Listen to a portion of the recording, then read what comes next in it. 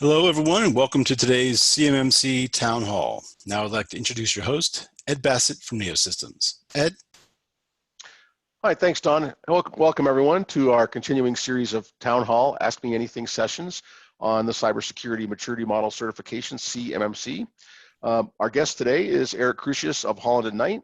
I just want to let the audience know we are recording these sessions as part of our community outreach to the Defense Industrial Base with a focus primarily on organizations that are seeking certification. So audience members, if you do have any questions during the session, please send them in on the Q&A feature within Zoom, and we will answer as many questions as time allows. I'll start with introduction of Eric Crusius. Eric is a partner at Holland Knight.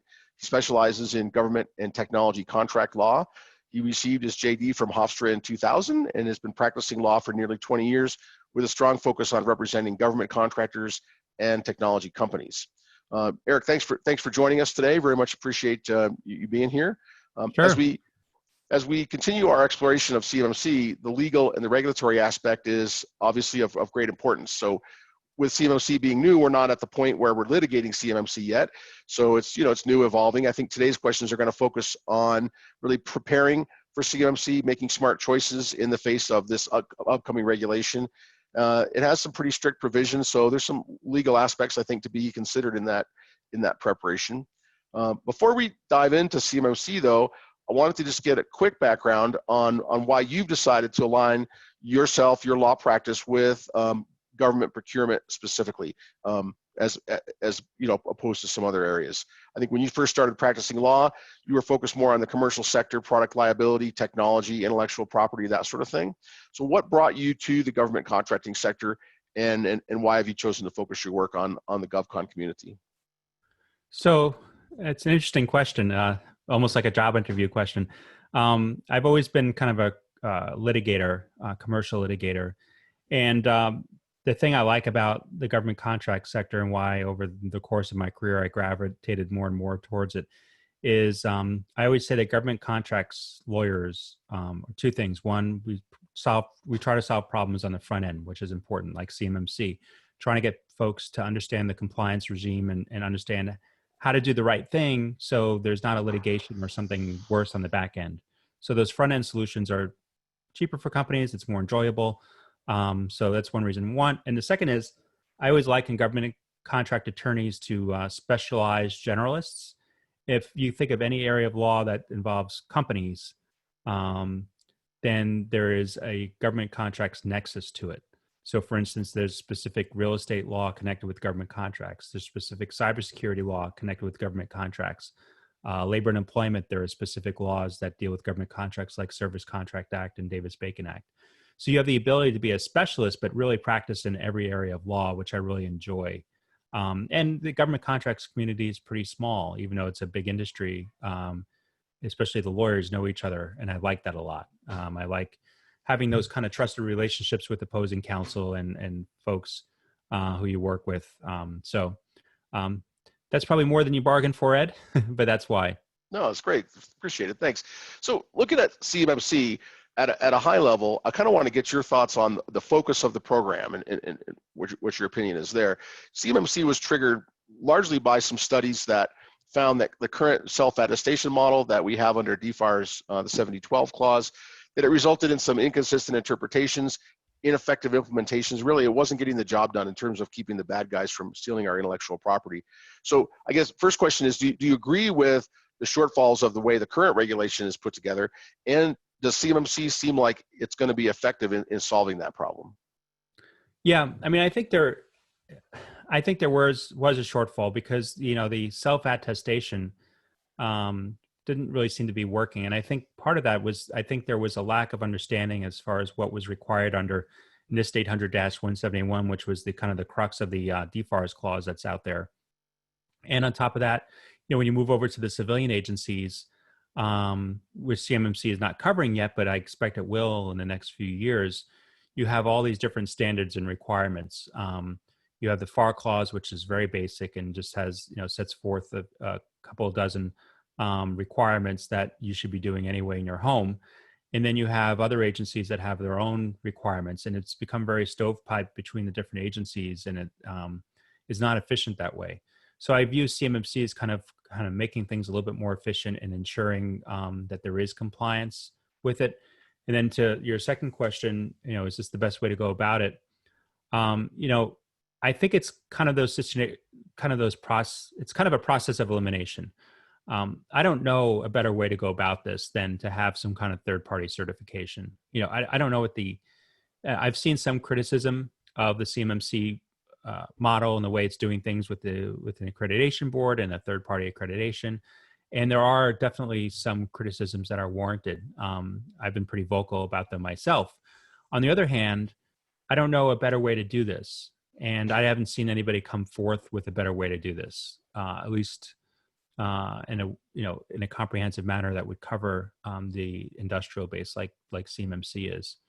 So I think it was necessary, and I do think that CMMC is probably the best way to go about it. And it may be a lack of imagination on my part, but I haven't seen a better way to do this than what's being done. Obviously, at the margins, we all can have our criticisms as far as the implementation, but and of course, we're all waiting for that DFARS rule to come out that will implement CMMC, the proposed rule, which should come out any day now. So I think that'll be very helpful in kind of looking at a path forward. But like I said, I don't see a better way to do this than this, except maybe at the margins here and there, which we could all quibble about as we go along in the process. I agree, and I think we've seen, even the folks who have criticisms don't typically challenge the necessity of doing something different than the current regime, and the criticisms tend to be more on the mechanics of how they're getting it done, rather than whether we need to raise the bar, whether we need to increase the effectiveness of cybersecurity within the defense industrial base or industry in general, for that matter. So yeah. Want to kind of get to the questions you're seeing. We've been doing this town hall series for a couple months now. We get a lot of questions from our audience members, just our interactions with prospective clients as a managed service provider. So a lot of those questions that we tend to get are about the mechanics of implementing solutions. That's our business. Want to kind of get a feel, as you talk to your clients, what are the questions they're asking you about the legal aspects of CMMC? What are the lawyer questions at this point in the process? So the questions I'm typically finding are kind of questions that I hope will be answered by the proposed rule that is due out any day now. And I always joke when I speak on CMMC, will probably come out 30 minutes after our session ends. And I hope. I'll take it. I do, but I think part of that is where to start. You have a certification. What happens if your certification, I know we're going to kind of talk about this a little bit later, but what happens if that certification attempt falls short? What are the consequences? Where do you get next? And how do you get next in line? There's obviously going to be probably more demand than supply for assessors and assessments. So how is that process going to work itself out? How are these levels kind of going to be assigned to the different contracts? I'm really hopeful, and I heard something early on, but I haven't heard it recently, that DoD is going to put out guidance that talks about what level a contract will be based on the characteristics of the information that the contractor will have access to. And I really do sincerely hope that happens, because if not, you're going to have a lot of discretion left up to the contracting officers about the level that should be assigned to each contract. And that's going to bring pre-award protests, because contractors are going to feel that the wrong levels assigned. And then, contractors are spending a lot of money preparing for a CMMC certification, and they're hopefully looking at their contracts and saying, all right, the contracts I have based on the information that I'm possessing or processing is going to be a level 2 or a level 3. So that's the level I'm going to go for. And then, you get the rug pulled out from under you because the contracting officer disagrees and makes it a level 4. So I don't, I think those are kind of like the questions, and they're really important practical questions that will hopefully be answered by a proposed rule that's coming out probably in about 30 minutes or so. That'd be great. 30 minutes. I hope that happens. Yes. So, so that was kind of my next question was,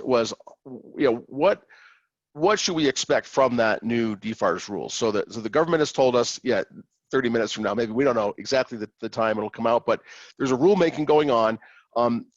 What light can you shine on that rulemaking process, where we are in that process, and then what we can expect when this new rule does come out? Sure, yeah. So DoD is finished with the rule. They sent it to OMB, OIRA, and they're reviewing the rule to ensure that it conforms with standards and there's no issues and no legal issues. And they typically hold on to these things for about 60 days or so. And we're at about that 60-day mark as far as my memory goes, I believe. So we should be seeing something imminently from them, hopefully. And then from there, it gets released in theory as a proposed rule. And that will allow comments for 60 days for interested parties or anybody in the community to submit comments. DoD will take those comments in, they will review them, they will potentially update the rule based on that, and the final rule will come out sometime after that. The earliest I could see it, if they go through that process, would be mid-December, because you have, let's just say the rule is released today. You have August 12th, so you have 6 days for comments, which would be mid-October. And then DoD needs time to process those comments and maybe adjust the rule and provide feedback to the comments. And that's I can't see that process happening in 2 months, but it would have to happen really in 2 months for CMMC not to be held back from the rule, because the rule is necessary for the implementation of CMMC, for it to be in the RFQs and RFPs.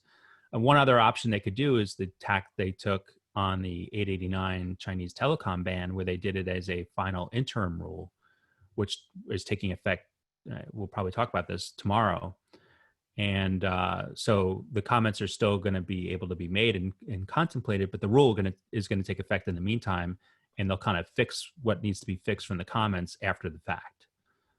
So that's a possibility too, where they could do that. I don't see that happening because that hasn't been contemplated by the process yet, but you just never know if they feel like they're up against the wall.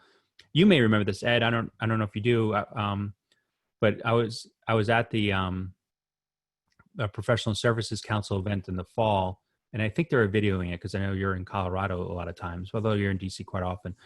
And Katie Arrington was talking about the timeline, and it was important for them, for her and her team, to kind of get this implemented before the election happens this fall.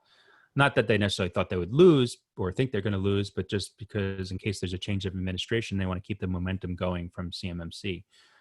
So it could be that, if they feel like their backs are pushed against the wall, they could issue it as an interim final rule. Although I don't think I see that happening. We also, GSA STARS contract came out with CMMC requirement, even in advance of a DFARS mandate, right? Regulation. Right. So that it's still being asked for in the RFP responses. Now, whether that would actually translate into a contractual requirement, I guess maybe more a question for you. I don't know, but they seem to have kind of jumped ahead of that, at least in making sure people were aware, hey, we are going to be expecting this under this contract. Yeah, and I think all those multiple, let's say, those government-wide schedules will have to do that. You look at other ones such as a GSA schedule, such as NASA SOUP, which is out of NASA, of course, and it's IT type stuff, that there's products and ancillary services. You have those contracts that they want DoD buyers to buy from, and then it has to have a CMMC requirement in it, you would think, logically speaking. So you will have agents, contractors who don't really sell primarily to the DoD that are going to be rushing to get a CMMC certification. I'll be interested to see how the GSA, you mentioned GSA STARS 3, which is a great point, where they're kind of reserving their right to put it in. GSA schedules, GSA is always very quick to put in new regulatory requirements into the schedules program. With the Chinese tech ban, it takes effect tomorrow. They issued a mass mod, and they said, if you don't sign this mass mod, you're not going to get any new orders under your GSA schedule. And I wonder if the same, similar thing could happen under CMMC, since there are DoD buyers who buy off of the GSA schedule. Possibly. Yeah, interesting. So thinking about where some of the legal action might be as we move down the path, the big change with CMMC is that the determination of compliance is now going to be made by a third party, where today it's a self-attestation. So it's a third-party assessor. Those assessors are certified by the CMMC accreditation body. They're going to determine in each case whether the contractor meets the standard or does not meet the standard. if there's a disagreement, which I could certainly see a lot of opportunities for disagreement, if there's a disagreement over the interpretation of that, my understanding is the CMMC accreditation body will make the determination as sort of an arbitrator for the assessors, between the assessors and their clients. So what can you tell us about how that will work in terms of if there's differing interpretations of the standard? Will there be an appeal process? Do you expect the DoD to get involved? Do you think that's going to end up being arbitrated, litigated, whatever, between assessors, accreditation body, organizations seeking certification? Like how do you think that's going to sort out on the legal side? Yeah, I think you've hit on what's going to be the biggest mess that we could potentially see as this is implemented, because you have the kind of the whole thing. There was a famous, if anybody watches The Office, Michael Scott, the main character, always got in tiffs with Toby, the HR person within the company or within the branch of the company. And when on Toby's last day, Michael wanted to ask him some questions, and his question was, "What gives you the right to do all this?" And I think that's what some contractors are kind of asking. The accreditation board, they've done a great, fabulous job kind of getting things rolling really quickly under really difficult circumstances in a really quick time constraint. But I could see a contractor coming in who's having difficulty with them and just kind of filing a lawsuit and saying, "Look, you guys have no right to kind of eliminate us from the competition. Who are you?" And yeah, there's this DFARS clause, but so I could see something like that. And I think we can't know for sure until the rule comes out, until we understand the entire system, how it's going to work. That's from a larger perspective. Assuming we're past that, from kind of a day-by-day perspective, we know that the CMMC Accreditation Board is coming up with a system to adjudicate disputes that contractors have with assessors. So if an assessor doesn't give it a level 3 assessment a contractor is looking for, and the contractor thinks the assessor's wrong, there's going to be some kind of process within the accreditation board to kind of work that out. But we don't know what that looks like yet, and how that process is going to work. Well, that remains to be seen. And again, if you look at the applications for CP3AOs, the folks who are going to house the assessors, there is a requirement that those companies have insurance to essentially indemnify the accreditation board if there's a dispute like that. Okay. Yeah. So you kind of getting hints of it, throughout these applications, which I read through. Not that I'm applying to be an assessor or anything, but it's important just because I think clients ask a lot of those kinds of questions, and you do get kind of breadcrumbs and hints about it. Cool. Let me dive a little deeper in terms of the applicability of CMMC. I have a couple of audience questions about how CMMC applies to specific kinds of companies. So I want to kind of jump to those. Sure. What's the thought on how CMMC would apply to foreign entities, foreign-owned, foreign-controlled companies that might be doing business with the DoD? It will apply just the same. Any company that does business with the DoD is going to have to get a CMMC certification, and their subcontractors as well. So there's no DoD would not make it easier for foreign entities to do business with the federal government than U.S. entities. That's just not something that would be politically palatable in any shape or form.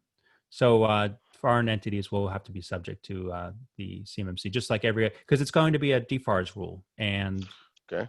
Yeah, you have to comply with the DFARS if you want to be a government contractor with the DoD. And it's as simple as that, really. Second kind of related question is, if a company obtains CMMC certification, but they have, it's a complex organization with multiple cage codes within that company, say subsidiaries or divisions, would each of those need to be separately certified, or could there be one certification for the company? And I guess kind of corollary to that is, does it matter whether the IT is sort of centrally done as a shared service or, diversified throughout maybe different parts of the company? Yeah, keeping in mind we don't know everything yet because it's based on, we don't have a rule yet.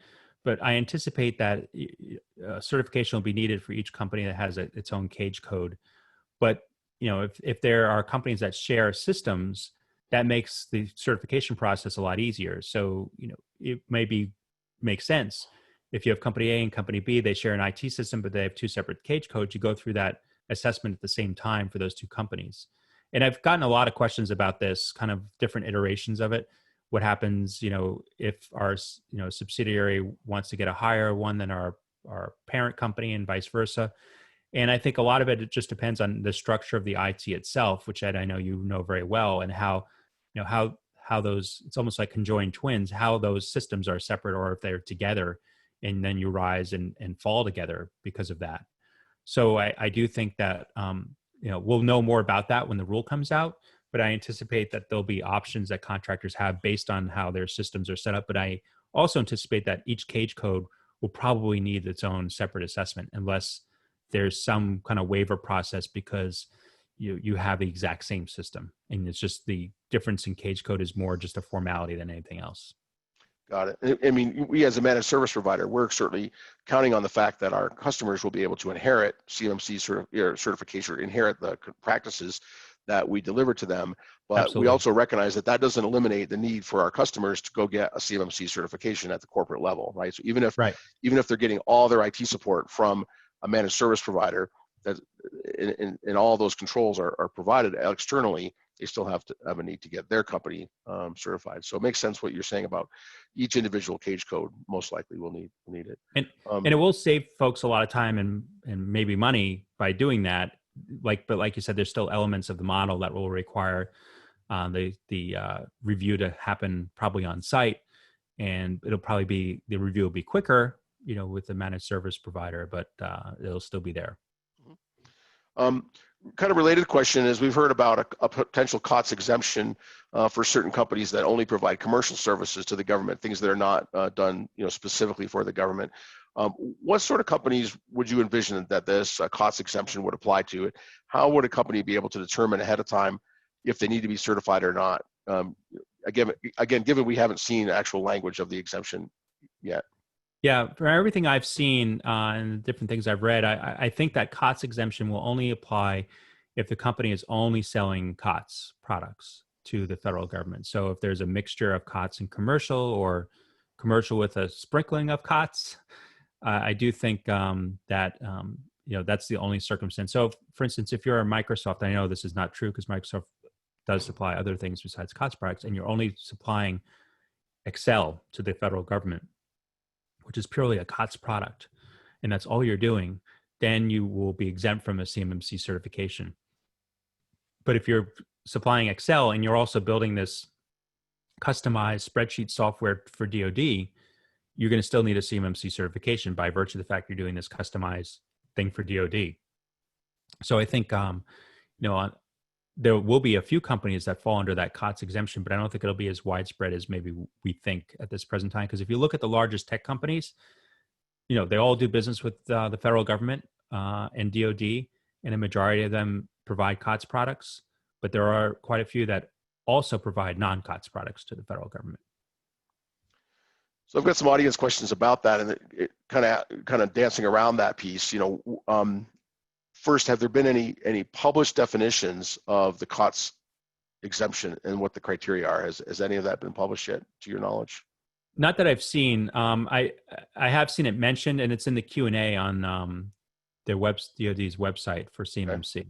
Yeah. But beyond that, we haven't seen it. I think the rule will answer a lot of questions. And I saw somebody had a question about the rule when it's coming out. Is it really 30 minutes? That was just a joke that we made about that.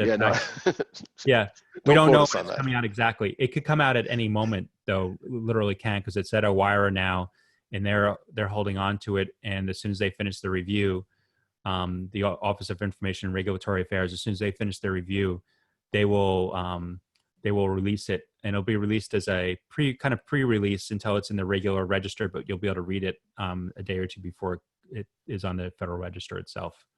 So if people really want to know, kind of keep up to date, there's two places to check if you want to see if there are proposed rules coming out. You go to acquisition.gov, and they have news and announcements, and I bet this will be worthy of a news or announcement. If you scroll about 3/4 of the way down their page, the last one they have is about the Huawei rule.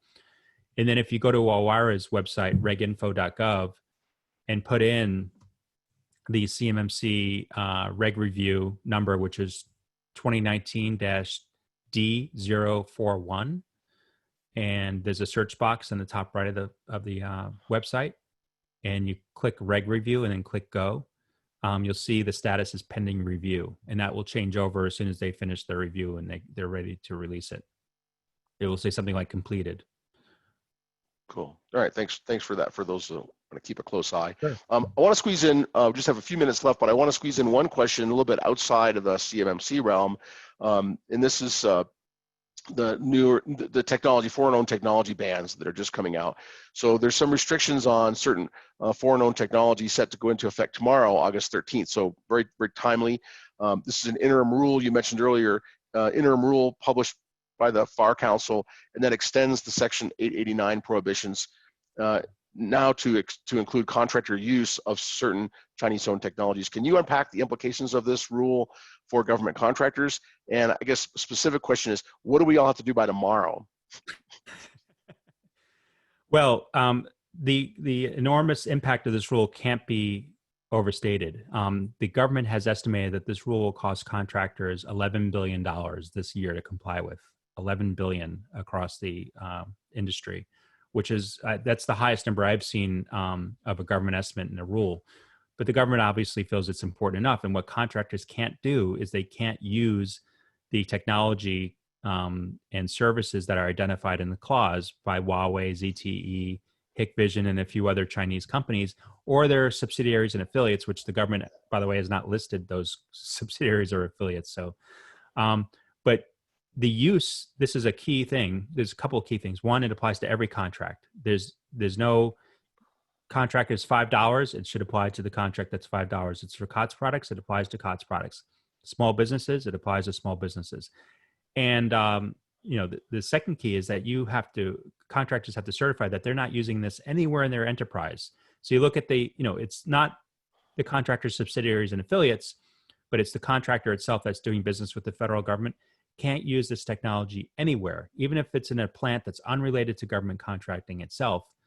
You have to certify that they're not using it anywhere. So it doesn't matter if the facility that's being used is connected to government contracts. And what contractors will have to do by tomorrow is certify that they're not using this technology if they want to be awarded new contracts.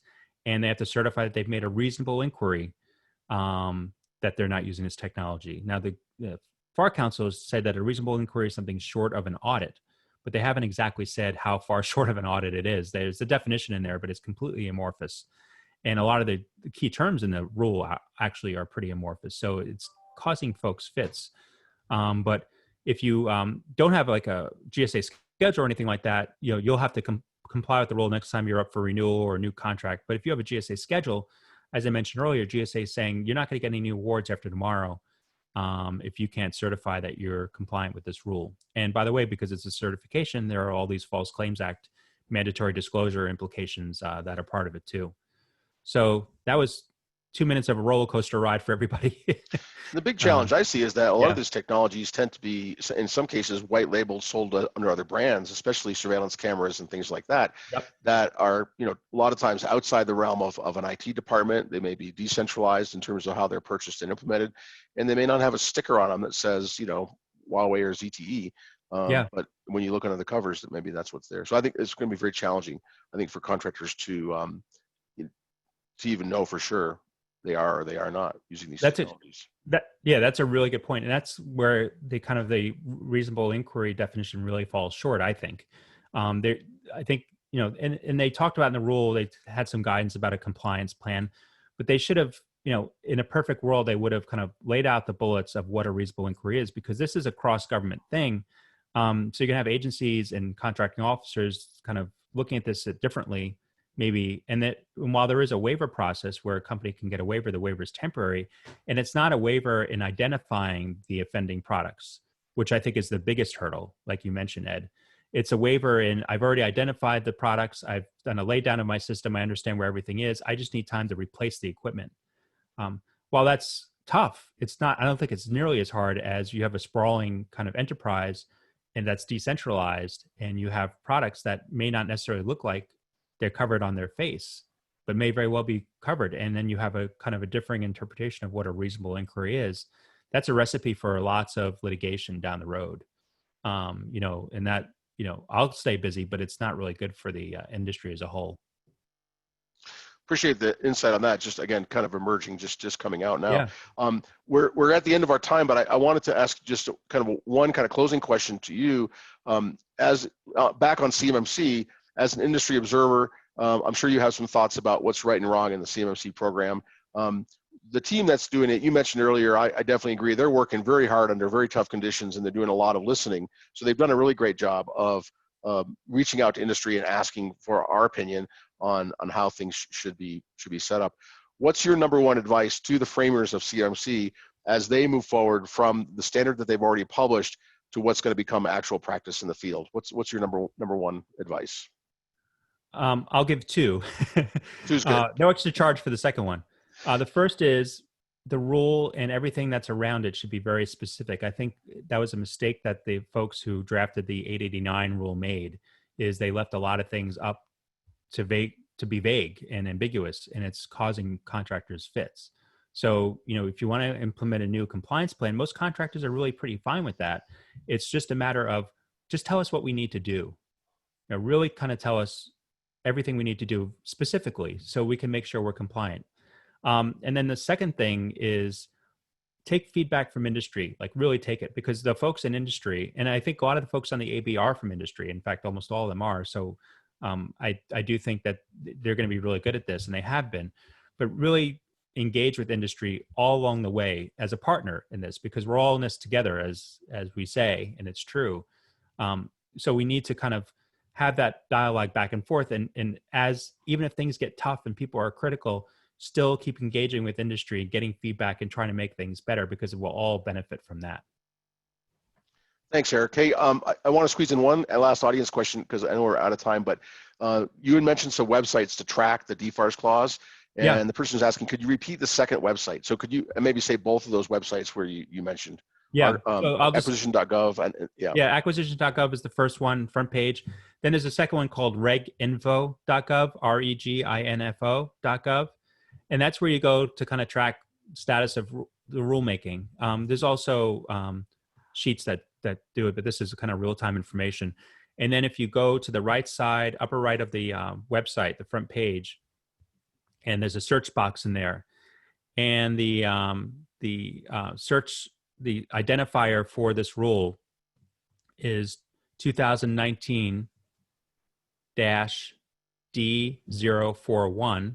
And if you search that and click review and click go, you'll get the status of this rule, and you'll see it's pending review at this time. And if you click on pending review, you get a little bit more, or the RIN number, you get more details too. Very good. Well, Eric, thank you very much for joining us today. Really appreciate it. This is the legal aspect of this is really fascinating. It's not my space, so I spent a lot of time thinking about the sort of implementation side, but the legal side, very, very, very informative for us all. And audience, thanks for joining us today. We had a lot of questions come in. I apologize we couldn't get to all those on the session today. Please do come back and join us for future town hall meetings. We'll be doing this next Wednesday, August 19th at the same time, 1 p.m. Eastern. So please do join to stay up to date on the latest and greatest evolving information on CMMC. Thanks very much. Have a good day. Thank you.